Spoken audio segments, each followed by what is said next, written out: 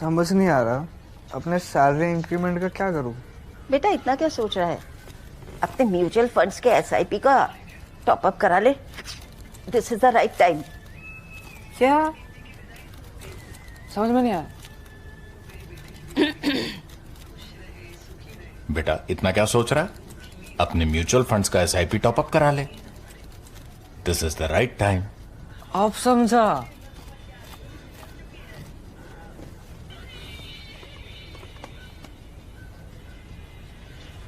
Mutual fund investments are subject to market risks. Read all scheme-related documents carefully.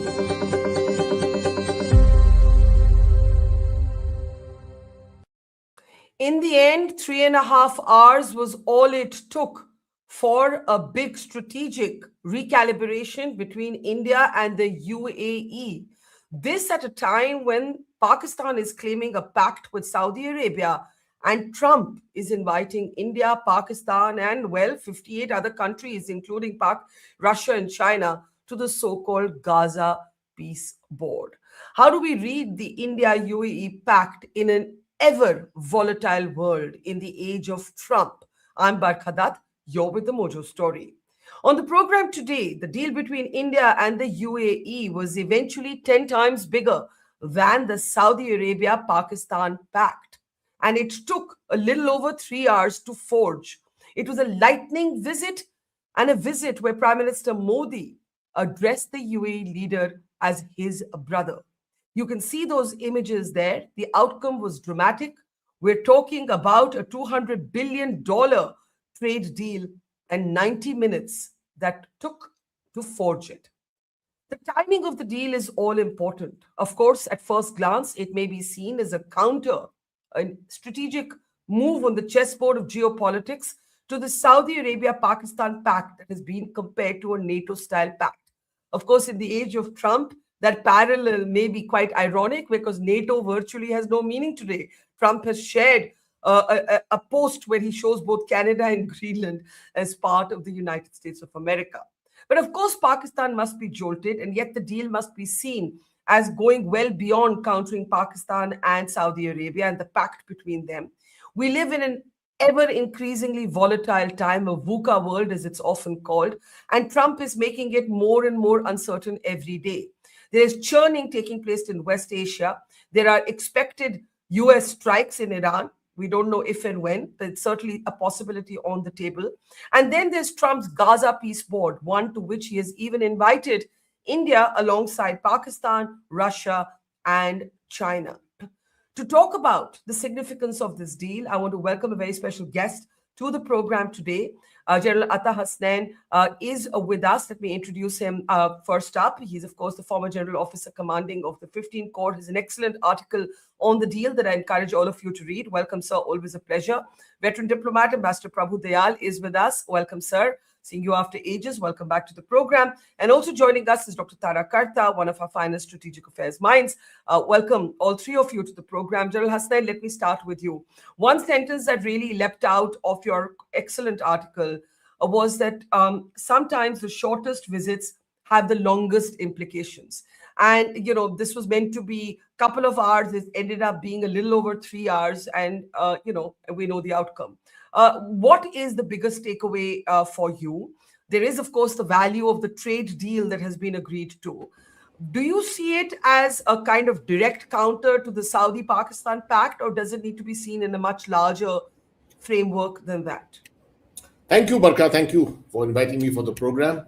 And your last sentence, the larger issues. I think West Asia is the area which is emerging as the virtual center of gravity of the world at the moment. The Indo-Pacific is forgotten.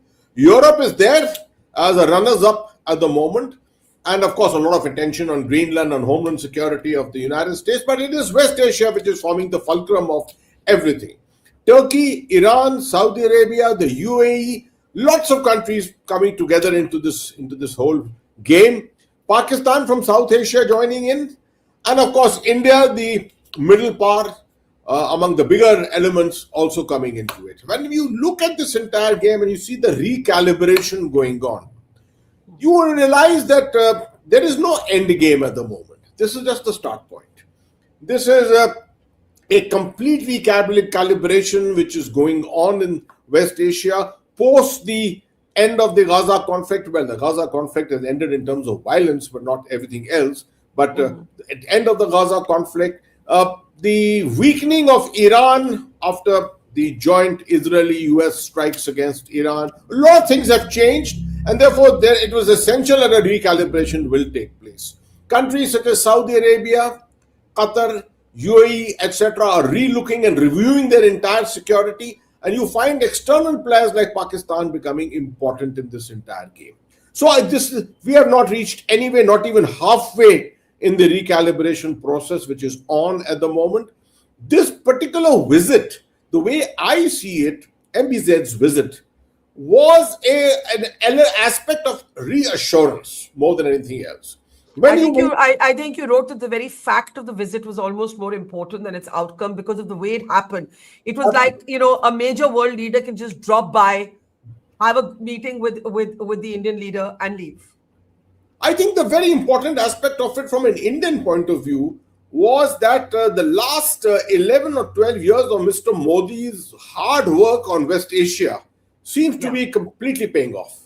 I remember the year 2018 when in the first 8 or 10 weeks of that year, we had visits from all over West Asia. Mr. Modi was himself going there.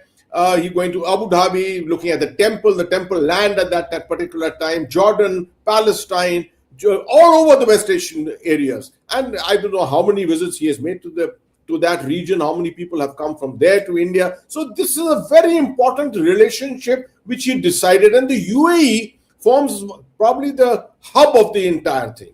The most enduring part of this relationship with this region at the moment appears to be with the UAE. And I think it just stands to reason that is the particular reason why MBZ decided to come for a degree of reassurance all the way here, a personal visit, and I think a tremendous amount achieved in terms of optics and, should I say, the psychology of this entire thing. Yeah. That's very interesting. And Ambassador Dayal, I was just saying in my introduction before you joined that when the Saudis and Pakistan sort of forged their pact, it was compared to a NATO-style alliance, and an attack on us is an attack on you. But today in Trump's age, NATO-style alliance means nothing. NATO has been shown to be quite limp in its capacity to do anything if Trump were to actually move on Greenland.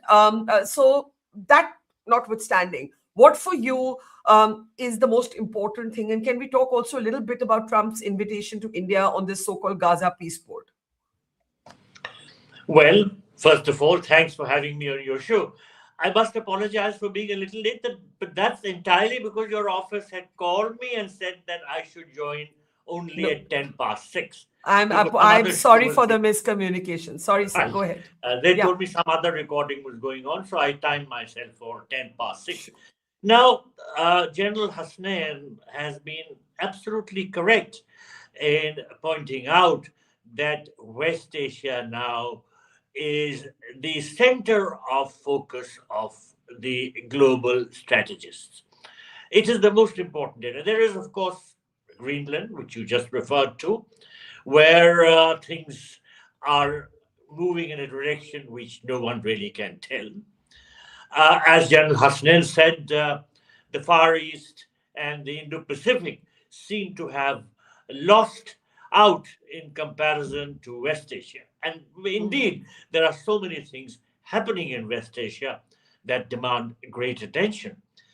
And in this context, the bilateral relationship between India and the UAE has evolved significantly into a comprehensive strategic partnership. Sheikh Mohamed bin Zayed Al Nahyan's visit yesterday was his third as UAE president and the fifth one in the last decade.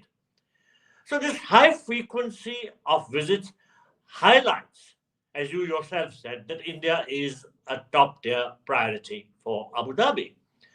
In particular, as General Hasnain pointed out, in the last 2 decades, Prime Minister Modi has worked very hard to strengthen this relationship. And indeed, the personal relationship between Prime Minister Modi and the UAE president has become so uniquely close, and there is so much personal rapport that it has translated into strategic alignment.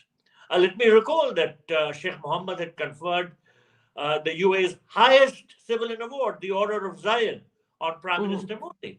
Yeah. And both leaders have integrated their countries into global frameworks, including, of course, Do you see it as a counter move to Pakistan and Saudi Arabia, Ambassador?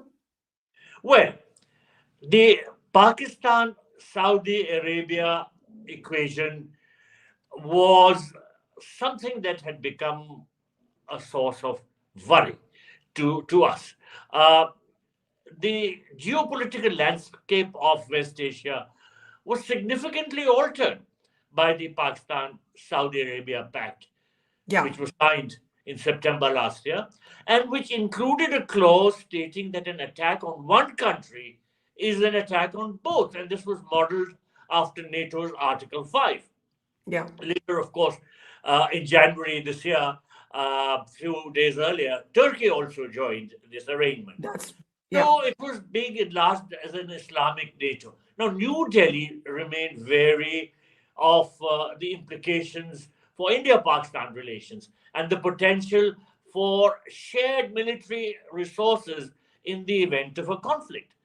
Saudi financial backing would also enable Pakistan to rapidly modernize its military with advanced tech like drones. So what I want to bring in Professor Karta on is also now, is this the counter move on the chessboard? And is it a sufficient counter move to the quote-unquote Islamic NATO attempts? See, I don't want to frame this in the Pakistani narrative. Let them do what they want. We'll do what is good for us. And I'd like to point out that our relationship with the UAE is very, very long-standing. I mean, it goes back to my home state, right, from Kerala, where the first ships went out and, reached the UAE. I've seen it. I've been there. I've been to the ships which are still plying off our coast. So that's how it is. On the other hand, I would also point out that there is a lot of friction between the UAE and Saudi Arabia over the whole Yemen thing. There's a lot of problem there.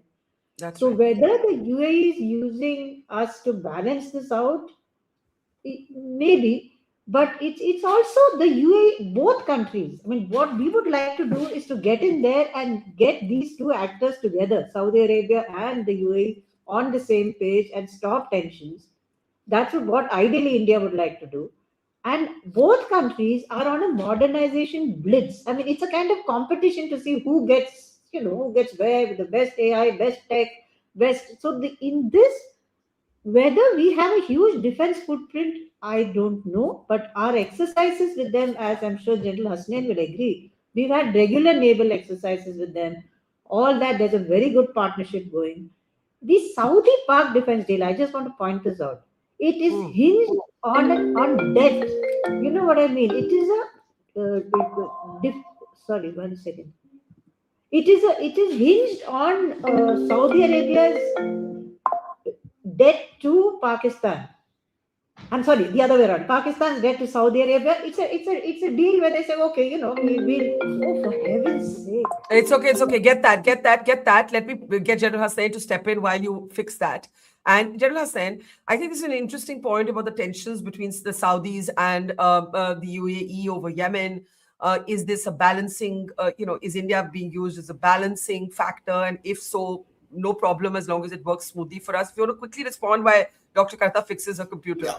See, first of all, this so-called Islamic NATO, which has been, it's become is more of a humbug than anything else. Frankly saying, if you're looking at Turkey and you're looking at Saudi Arabia and Pakistan, their threat perceptions are disparate completely.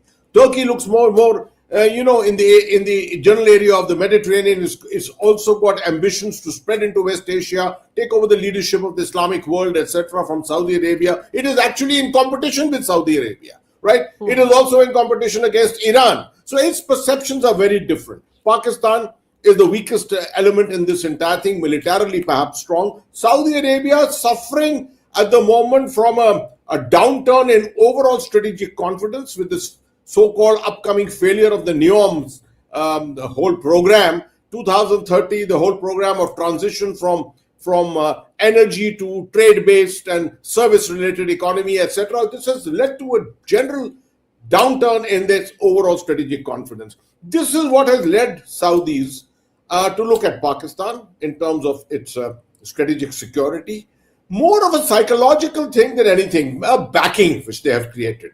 We know the Article 5 kind of arrangement which is being spoken about. I don't know who will come to whose assistance in case of a threat developing. That will happen whenever it does happen, right? But all this is, I think, at the moment in the air, and everything is working around dynamics which are more psychological in nature. In the middle of all this, what has happened between UAE and India is the same thing. The UAE is also feeling threatened.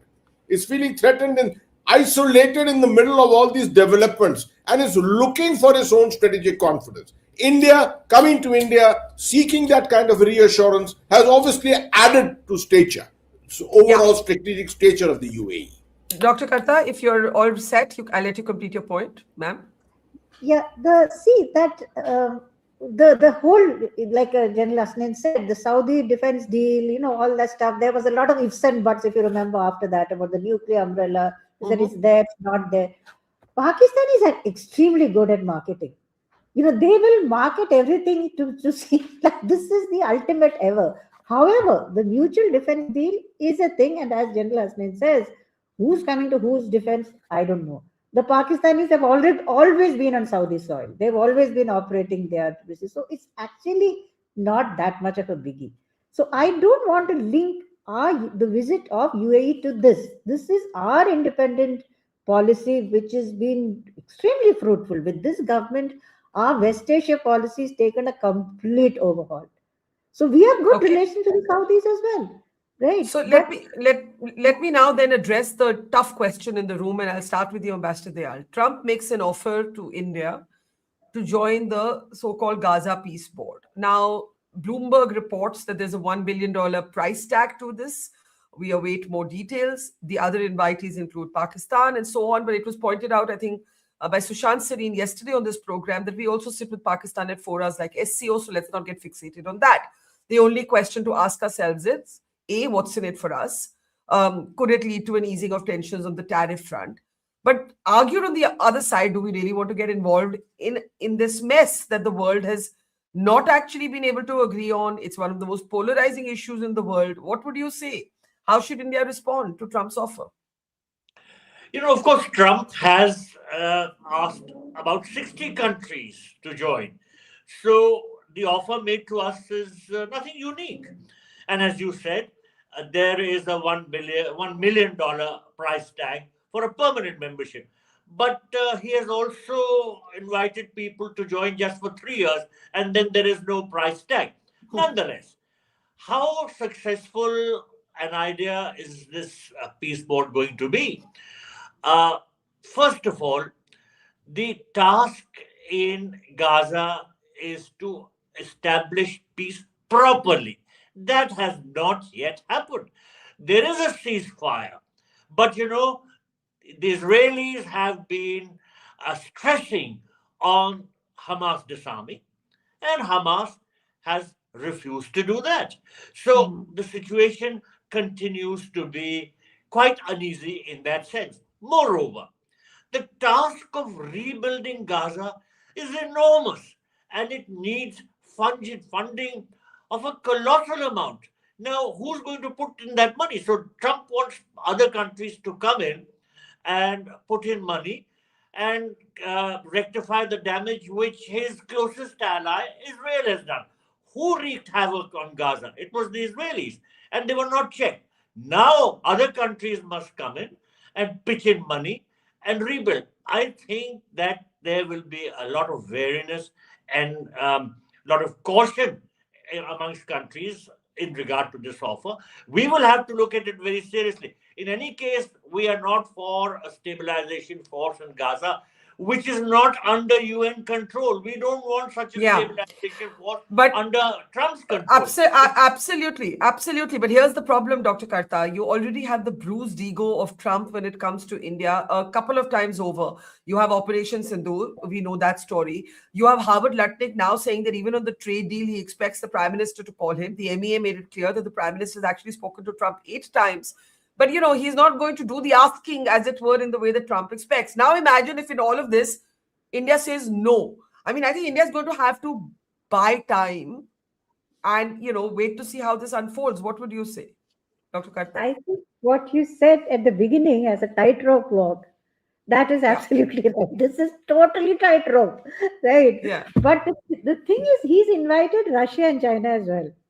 Seriously, you think Russia and China are going to sit at a table where, you know, Emperor Trump is sitting at the head? It's not going to happen, right? So you just wait it out. It will collapse under the weight of its own absurdity. Sorry to say that on thing, but that's what it is. So don't say no, don't say yes. Just take your time, buy time. You know, in one way, I still want to say, the UN is a mess. Nothing is happening at the UN. So I would give Mr. Trump the credit that at least he's trying to get a body together to do something, which is, you know, something about that. If this was just about Gaza, I would say go for it. Go there first, be there first and say, okay, we'll give you 1 billion. We'll be there to help. But it's not about just Gaza. You must have seen the text. It doesn't mention Gaza at all. That is my problem. The understanding is it's about Gaza to begin with, but it's some sort of global... It's almost, General Hasnain, like building an alternative to the UN. I don't know what he's thinking. I don't know what's going on. I think the curious question is when we look at India-UAE, when we talk about West Asia, when we talk about what the West calls the Middle East, how should we respond given our own problems with the Trump administration right now? First, Barkha, first of all, no difference of opinion with both my fellow panelists, right? But I think they put it together very, very well. I'll only add that this whole issue doesn't support the two-state solution that India has always been talking about, right? Correct. This continues to look at one state because ultimately it is rebuilding of Gaza under the aegis of Israel and the United States and the so-called new UN, which Mr. Trump is trying to create at the moment. Yeah. Having said that, we've got to see the flip side. The issue of tariffs, our own interests, our own economy, etc. And so therefore, very correctly said, let's do a tightrope walk. Let's not take a decision on it. This is one of those gray zone kind of areas where much of the world will not take a decision. It will take a long time for it to come. If at all something has to happen, why not bring the United Nations into it? If you're saying the United Nations is emaciated, empower it now. This is the time. Mr. Trump knows that going to the United Nations, he cannot be the emperor himself. That is the main thing, right? Because there's equal powers that China and Russia has. Sitting on this table, he thinks that perhaps he will be the one who will be leading the show and all others will be adhering to what he says, right? Yeah. So having said that, our policy towards the United States, you see with the American ambassador here at the moment making serious efforts, all of us looking at an improving relationship in the near future. No is not the word that we should say at the moment. Yes, but is the answer. Yes, but is probably the better way to handle Trump, Ambassador, because I was just smiling because I was thinking of Trump saying that he's going to put a 200% tariff on French wine because he's so exercised and agitated over how Macron has responded on Greenland. And it is just nuts. I'm afraid there's no other word for it because he's actually shared today on his social media post personal private conversations that he's had with Emmanuel Macron. I mean, and this is why when Indian Prime Minister Modi sometimes sidesteps him and refuses to be drawn into a kind of argumentation with him, this is precisely why. Because you simply can't count on Trump keeping any conversation private. You can't count on him to not twist it, right? And so, do you agree with General Hasnain that the answer has to be yes, but on the Gaza Peace Board offer? Well, yes, of course. Anything to be where you're dealing with Trump has to be in the yes, but fashion. You know, he has a huge ego. That is the basic problem with dealing with Trumpism. In fact, he himself had written an article in the New York Times in 1995 when he was only a businessman. And that is, the title was, What My Ego Wants, My Ego Gets. So his ego is the driving force. And even as President of the United States, he has made his ego the decisive driving force of US foreign policy. So there's no end to what he wants. And it's impossible to please him. So I think the best way is to just not annoy him if possible, but sidestep. And incidentally, India has not hesitated to hit back to some extent. Recently, India has put tariffs on lentils coming from America. And lentil growers from the states which are important for Trump are running to him and they want him to intervene with Prime Minister Modi. So there are ways to get at Trump, and I'm sure that we know it, but certainly he's most unpredictable and dealing with him is a challenge. So, Dr. Kartab, before I give General Hasnain the last word, Iran, we've said West Asia is the center of gravity right now, center of geopolitical gravity. Let's assume Trump does strike Iran, right? How would India respond? On Venezuela, we took no position. On Iran, it would be more complicated to take no position. I don't think so. I think there is always the Greenland thing to fall back upon. If things sort of blow up, then you're off the hook, right? But I don't see those Iran strikes as happening just now. There's a lot of I don't see that happening. If it does, I think you didn't. It's not us not saying anything. China didn't say anything. Where is this great power which is supposed to be still taking oil from Iran, which has got this railway line? They've kicked us out of Chabahar. What do you want me to do? There has been problems with Iran and Chabahar also. The whole progress of that thing was because Iranians are a little difficult to deal with, and that's putting it mildly. But this is, we are very clear on our position that there should not be war.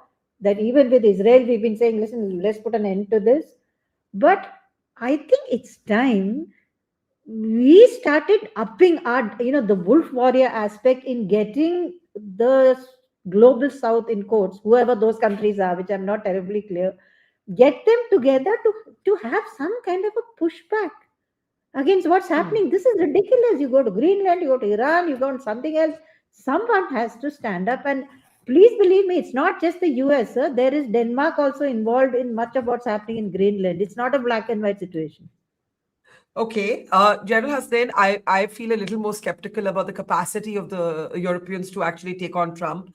Even Starmer has broken ranks with the Europeans. He just doesn't know what to do in these circumstances. I think NATO, once considered one of the most powerful military alliances in the world, has actually been shown in the age of Trump to have more bark, less, and not enough bite. Closing word to you. From an Indian perspective, what should we be most concerned about in this sort of VUCA world? Well, I would first of all bat along and say that we haven't done too badly in considering the fact that we are living with such complexities and such threats to our overall strategic security when it looks at our economy and tariffs and things like that. I think being quiet, not being too vocal, playing quiet diplomacy, taking our decisions to a level of dilution, for example, bringing down the level of oil or energy that we import from Russia and talking about that more vociferously, these kind of things have made a difference. And the next 3 years that Mr. Trump is going to be there, these challenges are going to keep on increasing. No one can look for black and white decisions to say this is right and this is wrong. You will have to play along exactly like that. As far as Europe is concerned, I foresee that all efforts to trying to push back against the United States are going to fall flat very soon. Because overall European security ultimately depends on American presence. Without American cover, American nuclear cover overall, there is really no security that Europe has. So having said that, I think we have to go along, play along, and we have that as I want to reinforce this, that we have not done too badly. A lot of people feel very critical that India is neither here, neither there. This is the typical situation of grey where we have to play that policy. Absolutely. Before I close, Tarama, you had a point to make? Just a quick point. We've had 7 FTAs, I think, in the last 3 years. Everybody is making a beeline for India. So it's not that, like General Hasnain says, we are doing our thing, but we are doing it quietly. So I recently had New Zealand here, you had Australia, you've got France, you've got just about everybody coming in here. So that is the world. It's like a shifting kaleidoscope, and it is shifting very fast by the day. And I think the ME is doing a tremendous job. They're doing a tremendous job in keeping up. I would just say that, doffing my hat to strategic policy architects of India at this moment, because as General Hasnain opened the program with this comment, he said there's no end game. When you have to make strategy with no end game, it is it calls for the kind of agility that the textbooks can't teach you. And therefore, there's no taking away from the fact that this is an extremely challenging and volatile time. But I do actually agree that India's refusal to be drawn into public argumentation, to remain quiet, has actually served us well. And that is actually what diplomacy is and should be about. We leave it there. To Ambassador Dayal, to General Hasnain, to Dr. Karta, thank you. And to our audience, thank you. See you tomorrow. It's great to see you here. Thank you for watching our work. If you haven't subscribed yet, don't forget to click the bell icon and subscribe to Mojo Story and support independent, robust journalism.